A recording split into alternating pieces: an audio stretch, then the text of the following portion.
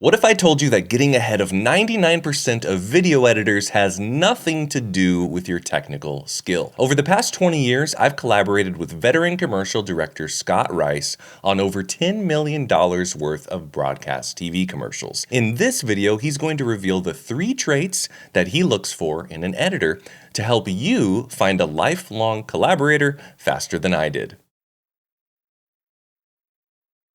Well, for me, it's emotional intelligence. So much of what we do in an edit is we're creating emotion. We're portraying emotions and we're trying to evoke an emotion from a viewer. So an editor has to understand emotion and how it works and how emotions are sort of sparked. So I say emotional intelligence, but you could also say just an appreciation for the editor's job, which is number one, to evoke emotion. Number two, I would say creativity, and a certain story sense. So, does an editor understand 3-act structure? Do they understand how to tell a strong story? Do they understand what a plot point is or what a beat is and a beat in a character's performance?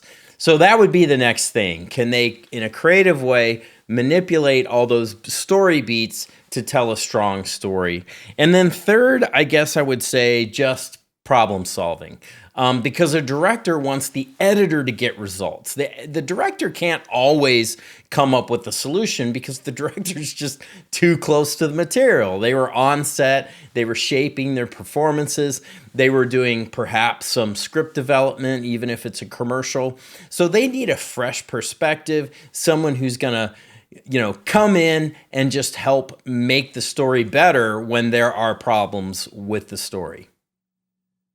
That's great, Scott. And I want to contrast that with what other types of clients look for in editors, because a lot of my students, they've mostly had clients, whether that's a YouTube creator, a business owner, a marketing person, and they're looking for different stuff on that list.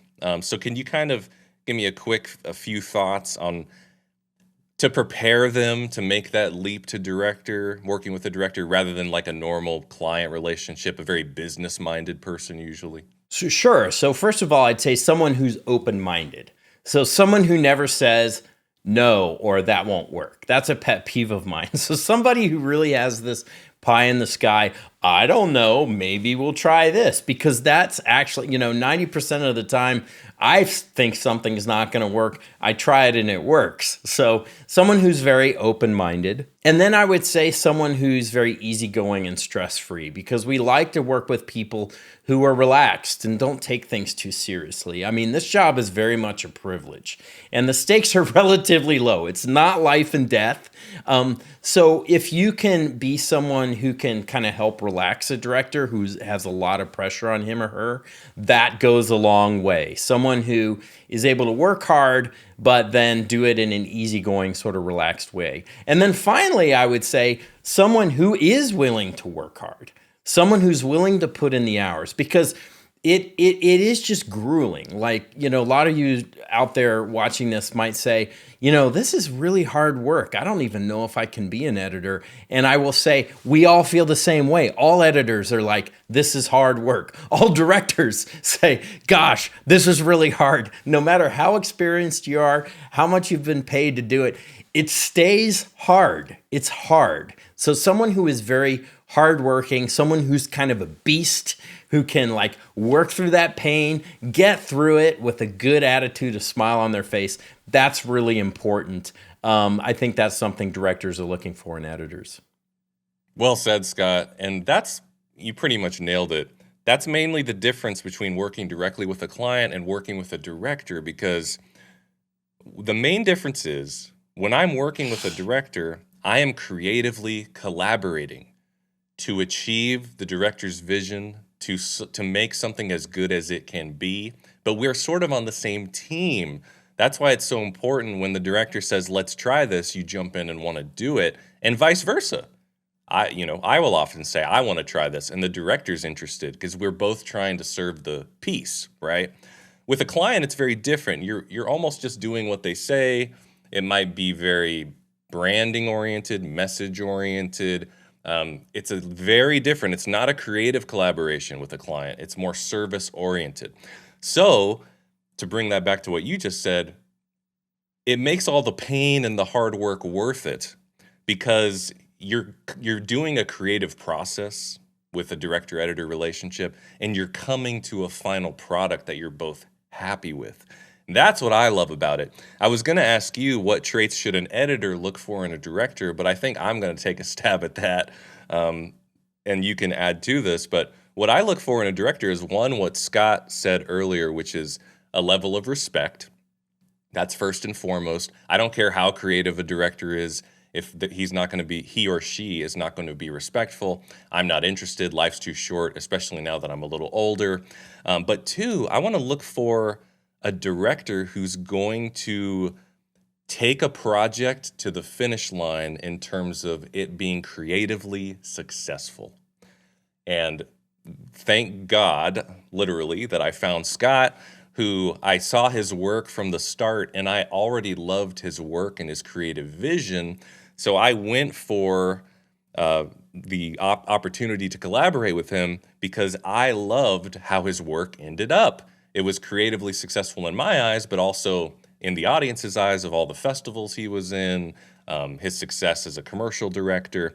And then when I found out he was also respectful, fair, and kind, then I was all in. And so we've had this multi-decade relationship.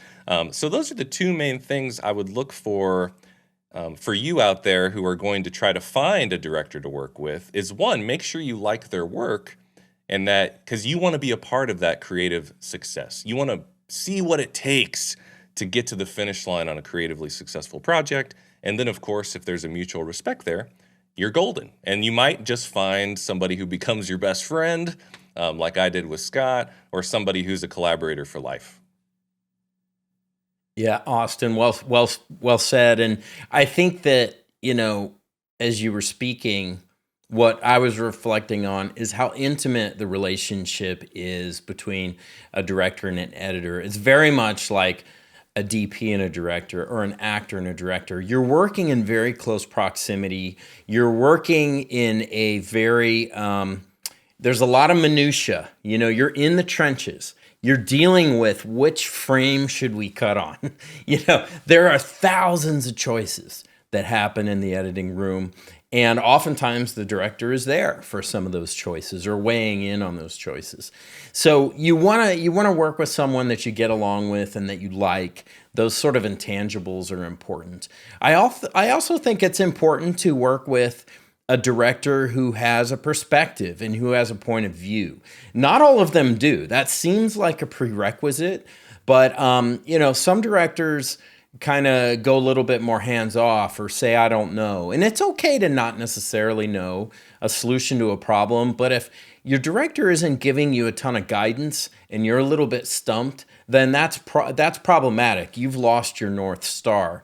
The director's job is to have everything in mind, the messaging in the case of a commercial, the emotion of the commercial, all the goals of the client that the editor is not necessarily privy to, but the director's been all the meetings with the agency. So the director knows all that nuance and should be bringing it. And if they're not, a project can get a little stuck and there can be some frustration there. And if you want to work with me directly to level up your editing career, click the link in the description to check out my editing program. Now you know the 3 traits that will get you hired by the directors that can change your editing career. But knowing the traits is only half the battle. You still need to know how to build a career that pays. So watch this video next to learn exactly how you can make $1 million from editing faster than I did. Happy editing.